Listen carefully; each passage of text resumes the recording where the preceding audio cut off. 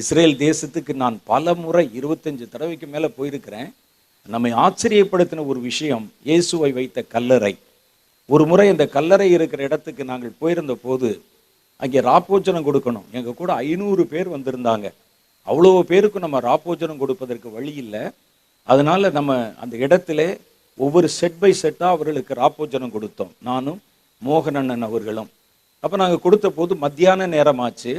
அந்த தோட்டத்தை காவல் செய்கிறவர்கள், அது ஒரு தோட்டம், அதுக்கு நடுவில் இயேசுவின் கல்லறை இருக்கிறது.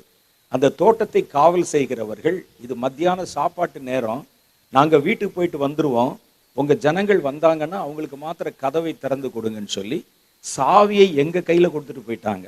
நாங்கள் உள்ள ஒரு 7-8 பேர் இருக்கிறோம். நாங்கள் எங்களோடு கூட வந்து 500 பேர் கொண்டவர்களில் ஒரு 2 பஸ்ஸு இனிமேல் அங்கிருந்து வந்து கொண்டிருக்கிறது, கலிலேயாவிலிருந்து. அது வரைக்கும் நான் அங்கே இருந்தபோது ஒவ்வொருவரும் ஒவ்வொரு இடத்துல ஜெபம் பண்ணாங்க. நான் இயேசுவின் கல்லறைக்குள்ளே நுழைந்து விட்டேன். யாருக்கும் கிடைக்காத ஒரு பாக்கியம். அந்த கல்லறையில் இன்னைக்கு மத்தியானம் 2 மணிலேருந்து 3 மணி வரைக்கும் படுத்து தூங்கிட்டேன் நான் கல்லறைக்குள்ள. ஏன் இதை சொல்லுகிறேன்னு தெரியுமா? வேற யாரு கல்லறையில் நீங்கள் படுக்க முடியாது.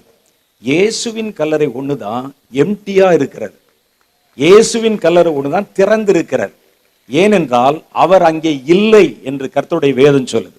அவர் மரித்தார். மரித்த யாருடைய கல்லறையிலையும் மரித்தவருடைய பிரேதம் இருக்கும், எலும்பாவது உள்ளே இருக்கும்.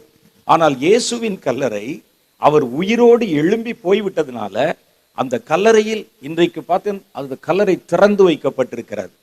அந்த காலத்தில் அவர்களோட அந்த தேசத்தில் இருக்கிற கல்லறை எல்லாம் மலையை குடைஞ்சு குகை மாதிரி இருக்கும்.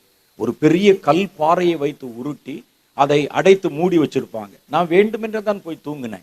இயேசு வச்ச இடத்துல நமக்கு இது மாதிரி ஒரு சான்ஸ் கிடைக்காதே அப்படின்னு கொஞ்ச நேரம் போய் நல்லா படுத்து இளைப்பாரி 1 மணி நேரம் உள்ள இருந்தேன். அப்ப இயேசு மரித்தார், அவர் உயிரோடு எழுந்திருக்கிறார். உயிரோடு எழுந்த இயேசு பரலோகத்துக்கு போய்விடவில்லை, தம் பிள்ளைகளுக்கு நடுவிலே வாசம் செய்கிறார்.